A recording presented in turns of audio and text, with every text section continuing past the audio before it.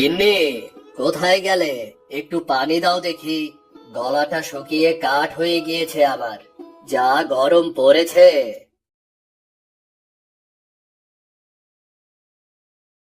নাও পানি, ভাতও এনেছি, খেয়ে নাও।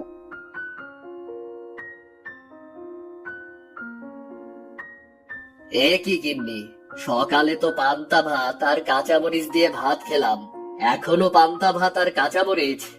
এটা যে কপালে জুটেছে সেটাই অনেক। পাশের বাড়ির ভাবির কাপড় পরিষ্কার করে দিয়েছিলাম, আর সেই জন্য এই পান্তা ভাত আর কটা কাঁচা মরিচ দিয়েছে, তাই তো খেতে পারছো। আর না হলে যে আজ না খেয়েই থাকতে হতো। কি করব গিন্নি, কাজ তো কম করছি না, তবুও যে কেন কষ্ট পিছু ছাড়ছে না বুঝতে পারছি না। মনে হচ্ছে এক্ষুনি বৃষ্টি নামবে, তাড়াতাড়ি জ্বালানি গুলো তুলে নি। মা, আমি তোমার সাহায্য করি জ্বালানি তুলতে। তাড়াতাড়ি কর মা, অনেক কষ্ট করে জঙ্গল থেকে জ্বালানি কুড়িয়ে এনেছি। এগুলো ভেজে গেলে যে আজ আর রান্না করতে হবে না। মা, দুদিন ধরে পেট ভরে কিচ্ছু খাইনি, খুব খিদে পেয়েছে মা। আজ একটু বেশি করে ভাত রান্না করো না, পেট ভরে খাবো। এত কষ্ট করেও সংসার চালাতে পারছি না, মেয়েটার মুখে দুবেলা ভাত তুলে দিতে পারছি না। হে বিধাতা, তুমি একটা ব্যবস্থা করে দাও, একটা ব্যবস্থা করে দাও। মন খারাপ করো না বাবা, দেখবে একদিন আমাদের সব অভাব চলে যাবে। তোরা তাড়াতাড়ি ঘরে যা, দেখ বৃষ্টি শুরু হয়ে গিয়েছে। গিন্নি, দেখো কেমন ঝড় হচ্ছে, এমন ঝড় হলে তো আমাদের ঘর ভেঙে যাবে। এমন অলক্ষণে কথা বলো না, বিধাতাকে স্মরণ করো, তিনি একটা ঠিক ব্যবস্থা করে দেবেন। রমেশ, রূপা, সোনালি যখন গল্প করছিল, তখন তাদের বাড়িতে অনেকগুলো হাঁস এসে ডাকতে শুরু করে। বাবা, মা, দেখো না, কত সুন্দর সুন্দর হাঁস এসেছে আমাদের বাড়িতে। বলি বাবা, আমরা যদি হাঁস চাষ করি তাহলে কেমন হয় বলো? হাঁস যখন বড় হয়ে ডিম দেবে, তখন আমাদের আর না খেয়ে থাকতে হবে না। কথাটা তুই মন্দ বলিস নি রে মা, কিন্তু হাঁস কেনার মতো টাকা যে আমার কাছে নেই রে। বাবা, আমরা সবাই মিলে পরিশ্রম করব, টাকা জোগাড় করব। সে সময় হলে দেখা যাবে। তোরা এবার থাম তো। বলি শুনছো, দেখতে দেখতে তো সন্ধে হতে চললো, বৃষ্টি থামার তো কোনো নাম গন্ধও নেই। তবে কি আজও না খেয়ে থাকতে হবে? গিন্নি, ঝড় কম হয়ে গিয়েছে, আমি বাজারে যাচ্ছি কাঠগুলো বিক্রি করতে। কিন্তু বাবা, বাইরে তো অনেক জোরে বৃষ্টি হচ্ছে, এই বৃষ্টির মধ্যে তুমি কেমন করে বাজারে যাবে? আমার কিছুই হবে না। গিন্নি, তুমি ছাতাটা নিয়ে আসো দেখি। তোমাকে আর এই বৃষ্টির মধ্যে বাজারে গিয়ে কোনো কাজ নেই। আমি সীমা ভাবির বাড়িতে গিয়ে দেখছি দুটো চাল জোগাড় করতে পারি নাকি।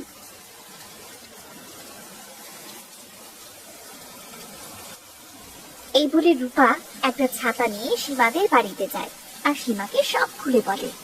বলি আপনার জন্য কি আমি চাল নিয়ে বসে আছি নাকি? প্রতিদিন কিছু না কিছুর জন্য তো আসতেই থাকেন। আসলে ভাবি, বৃষ্টির জন্য আপনার ভাই কাঠ বিক্রি করতে যেতে পারেনি, কিন্তু আপনি তো ঠিক চাল নিতে চলে এসেছেন। বলি আমি কোনো চাল দিতে পারবো না, সকালে রান্না করা কিছু ভাত আর তরকারি আছে, গরুকে দেবার জন্য রেখেছিলাম, আপনি বরং সেটাই নিয়ে যান। ঠিক আছে ভাবি, আপনি বরং সেটাই দিন।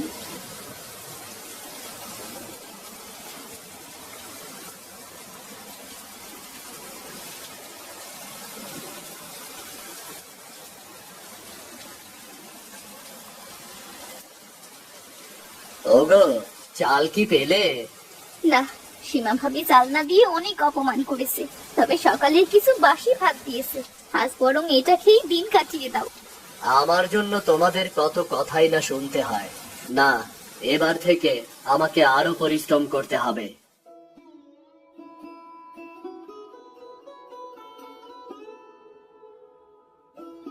বাবা, কোথায় যাচ্ছ তুমি? তোর কাশেম চাচার ক্ষেত পরিষ্কার করতে যাচ্ছি রে। আমিও যাবো বাবা, তোমার সাথে আমিও যাবো। কাশেম চাচার ক্ষেতের পাশেই তো নদী, নদীর উপর অনেক রকম শাক পাওয়া যায়, আমি সেগুলো তুলবো। তুমি বাজারে গিয়ে বিক্রি করো বাবা। তোকে কষ্ট করতে হবে না মা, তুই খেলতে যা। না বাবা, আমি টাকা গুছিয়ে হাঁস কিনতে চাই। মেয়েটা মন্দ বলেনি, আমিও মানুষের বাড়িতে কাজ করব। সবাই মিলে কাজ করলে হাঁস কেনার ঠিক একটা ব্যবস্থা হয়ে যাবে। আচ্ছা ঠিক আছে, তবে চল তুই আমার সাথে।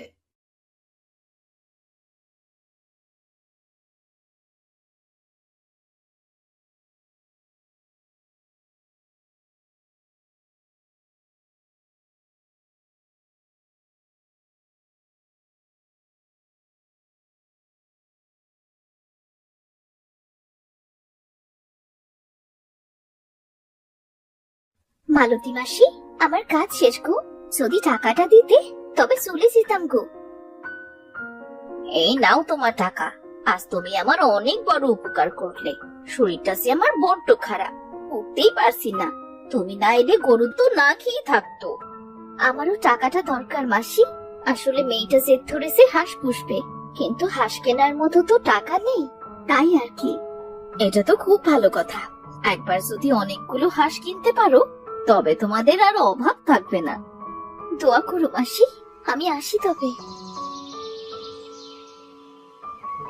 বাবা, তুমি তাহলে ক্ষেতটা পরিষ্কার করো, আমি নদীর উপর থেকে শাকগুলো তুলে নিই। এই বলে সোনালি যায় নদীর পাড়ে শাক তুলতে, আর রমেশ এদিকে ক্ষেত পরিষ্কার করতে থাকে।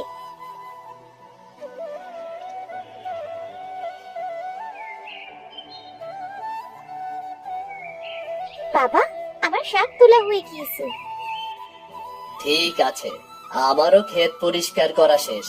তোর কাশেম চাচার কাছ থেকে টাকাটা নিয়ে আসি। টাকা আনতে যেতে হবে না, এই নাও তোমার টাকা ভাই। ঠিক আছে ভাই, দরকার পড়লে আবার ডাক দিয়েন। আমি আজ আসি তবে।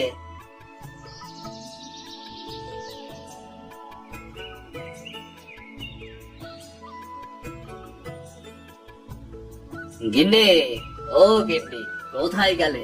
আমি বাজারে যাচ্ছি শাক বিক্রি করতে। দাঁড়াও, আমার কাছেও কিছু টাকা আছে, আজ কাজ করে পেয়েছি। এই টাকাও নিয়ে যাও। যদি কম দামের ভেতরে হাঁস পাও তবে কিছু হাঁস নিয়ে এসো। ঠিক আছে গিন্নি। এই বলে রমেশ শাক বিক্রি করতে বাজারে চলে যায়।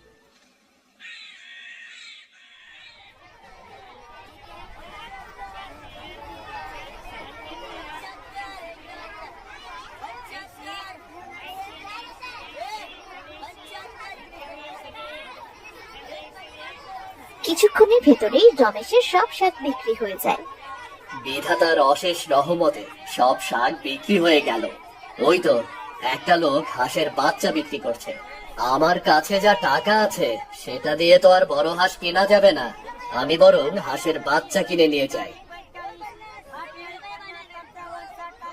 বলছি দাদা, এই হাঁসের বাচ্চাগুলোর দাম কেমন? আজ আমি কম দামে হাঁস বিক্রি করছি। আপনি এই 15টা হাঁসের বাচ্চা 800 টাকা দিয়ে নিতে পারবেন। দাদা, আমার কাছে তো 800 টাকা হবে না, সব মিলিয়ে 710 টাকা আছে। আপনি বরং আমাকে দুটো কমিয়ে দিন, কেমন? এতে আমার লস হয়ে যাবে।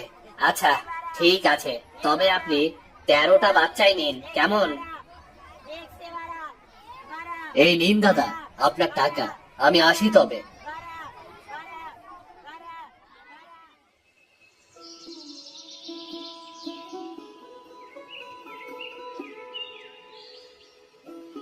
বাবা, তুমি হাঁসের বাচ্চা এনেছো? আমার খুব আনন্দ হচ্ছে বাবা। আমাদেরও আজ থেকে অনেক হাঁস হলো। ওগো, এতগুলো যে হাঁসের বাচ্চা আনলে, তা এত হাঁস বড় হলে তুমি রাখবে কোথায়? আর তাছাড়া ওদের জন্য খাবার এনেছো, আজ ওদের কি খেতে দেবে? না গিন্নি, হাঁস কিনে সব শেষ হয়ে গিয়েছে।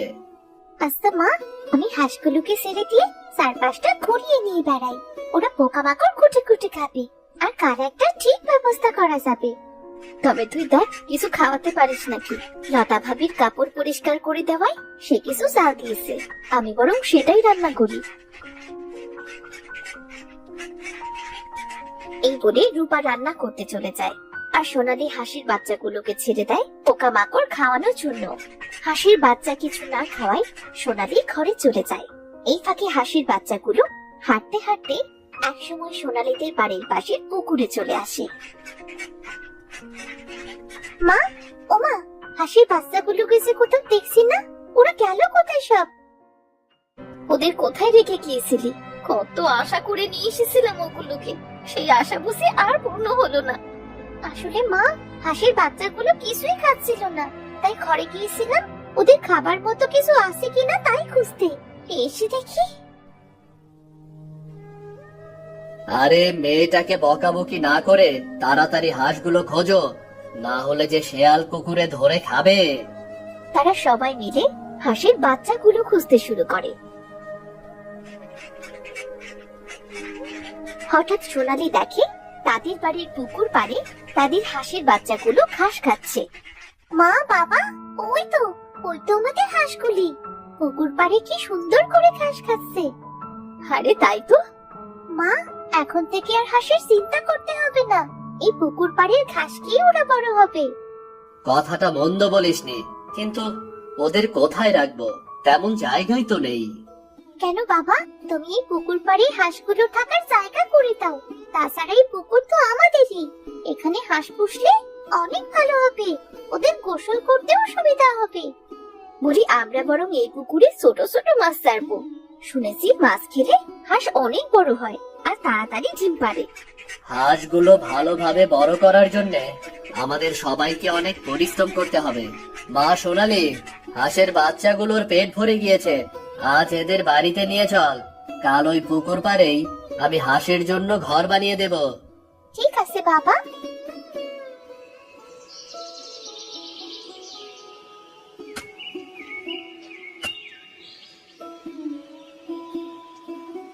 খুব সুন্দর হয়েছে ঘরটা, বাড়ির সামনে সব সময় দেখাও যাবে। পুকুর পাড়টাও খুব ঠান্ডা, হাঁসগুলোর কষ্ট হবে না। হ্যাঁ রে মা। আচ্ছা, আমি শাক তুলে বিক্রি করতে যাচ্ছি। গিন্নি, তুমি দেখো কারো বাড়ি কাজ পাও কিনা। কিছুদিন কষ্ট করে পুকুরে কিছু ছোট মাছ ছাড়বো, যাতে হাঁসের খাবার কষ্ট না হয়। বড় হলে কি আর শুধু ঘাসে হবে? আচ্ছা ঠিক আছে, তবে আমি যাচ্ছি। সোনালি মা, তুই তোর বাবার সাথেই যা। এই বলে রূপা কাজ খুঁজতে চলে যায়। রমেশ আর সোনালি শাক তুলে বিক্রি করে, পুকুরে মাছ ছাড়ে। পুকুরের ওপর থেকে ঘাস আর পুকুর থেকে মাছ খেয়ে তাদের হাঁস অনেক বড় হয়ে যায়। আরে রমেশ ভাই, তুমি দেখি পুকুর ভরে হাঁস পুষতে শুরু করেছো। সেদিন যে হাঁসের বাচ্চা কিনেছিলে, সেটা সেই হাঁস না? হ্যাঁ ভাই, আসলে হাঁস পুষবার মতো তেমন জায়গা আমার নেই, তাই তো পুকুর পাড়েই হাঁসের খামার দিয়েছি। ওদের খাবার কেনার মতো টাকা নেই, এই পুকুরেই হাঁসগুলো সবসময় থাকে। ঘাস আর মাছ খেয়ে বাঁচে ওরা। কি বলছো? ঘাস আর মাছ খেয়ে তোমার হাঁস এত বড় হয়ে গিয়েছে? হ্যাঁ ভাই, দেখবে এবার তোমার সব অভাব কেটে যাবে। তোমার হাঁস খুব তাড়াতাড়ি ডিম দেবে। আমি আসি তবে। রিতম সেখান থেকে চলে যায়। কেটে যায় আরো কিছুদিন। একদিন সকালে খামারের দরজা খুলতে গিয়ে সোনালি দেখে তাদের 2টা হাঁস মারা গিয়েছে আর বাকি হাঁসগুলো সব অসুস্থ। হায় হায় হায়, এই কি সর্বনাশ হলো! বাবা, মা, দেখো আমাদের সব শেষ হয়ে গেল। কি হয়েছে? অমন করে কাঁদছিস কেন? আমাদের 2টো হাঁস মারা গিয়েছে, বাকি একটা হাসপাতালে সবগুলো অসুস্থ, মনে হচ্ছে বাঁচবে না। কত কষ্ট করে না খেয়ে কত আশা নিয়ে হাঁসগুলো পুষেছিলাম, একটু সুখের মুখ দেখবো বলে, আর বিধাতা বুঝি আমার কপালটাই ভেঙে দিল। বাবারে, তোদের দেখে অনেক হাঁস, তা আমায় একটা হাঁস দিবি? অনেকদিন হাঁসের মাংস খাইনি। আসলে বুড়িমা, আমাদের হাঁসগুলো যে অসুখ করেছে। ওই তো, ওই ভালো হাঁসটা আমায় দিবি? ওই একটি হাঁসই ভালো আছে, তুমি যেহেতু চাইছো, তবেও হাঁসটা তুমি নিয়ে যাও।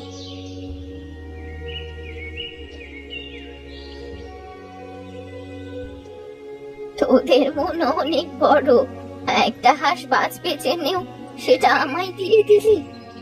একটা হাঁস দিয়ে আর কি হবে বুড়িমা?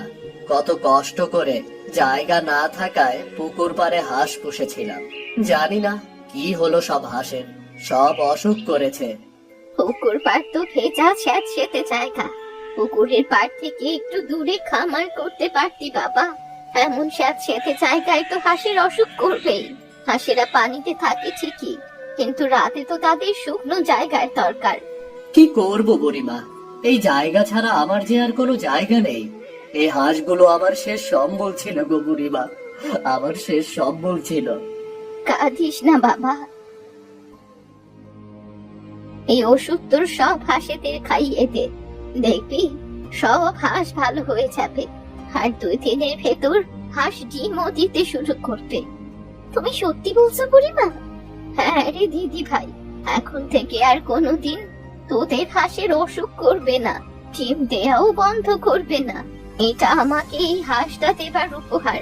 তবে একটা কথা, এই খামারে কুড়ো দিবি, তাহলে খামারের ভেতর আর পানি থাকবে না, আর হাঁসগুলো একটু আরামে থাকতে পারবে। বুড়িমা, তোমার কাছে যে আমরা ঋণী হয়ে গেলাম, তোমার এই উপহার আমরা কোনোদিনও ভুলবো না। এইসব কথা পরে হবে, আগে হাঁসগুলোকে ওষুধ খাইয়ে দে। বুড়ির কথা মতো সোনালী, রূপা আর রমেশ সব হাঁসগুলোকে ওষুধ খাইয়ে দেয়। বুড়ির দেয়া ওষুধ খাওয়ানোর সাথে সাথে হাঁসগুলো সুস্থ হয়ে ওঠে। রমেশ খুশি হয়ে যখন বুড়িকে এই কথা বলতে যায়, পেছন ফিরে দেখে বুড়ি সেখানে নেই। এ কি, বুড়িমা কোথায় গেল? বুড়িমা, বুড়িমা! বাবা, উনি মনে হয় চলে গিয়েছেন বাবা। তবে বুড়িমা আমাদের অনেক উপকার করলেন। ওই বুড়িমা মনে হয় জাদু জানেন। যাই হোক, আমাদের বাড়িতে কুড়ো আছে, আমি বরং কুড়ো এনে হাঁসের খামারে দিয়ে দিই।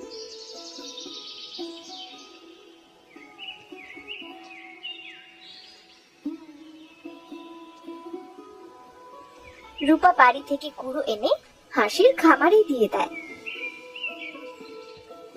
2-3 দিন পর সোনালী পুকুর পাড়ে গিয়ে দেখে সেখানে অনেকগুলো ডিম। মা, বাবা, তোমরা দেখে যাও, আমাদের হাঁস পুকুর পাড়ে ডিম দিয়েছে। সত্যি তো? বুড়িমার কথা সত্যি হলো। বাবা, এখন থেকে আমাদের এই হাঁস আর ডিম পাড়া বন্ধ করবে না। এখন থেকে আমাদের সব অভাব চলে যাবে বাবা। তুই ঠিক বলেছিস মা। আমি ডিমগুলো বিক্রি করে বাজার করে আনি। এখন থেকে আর আমাদের না খেয়ে থাকতে হবে না রে মা।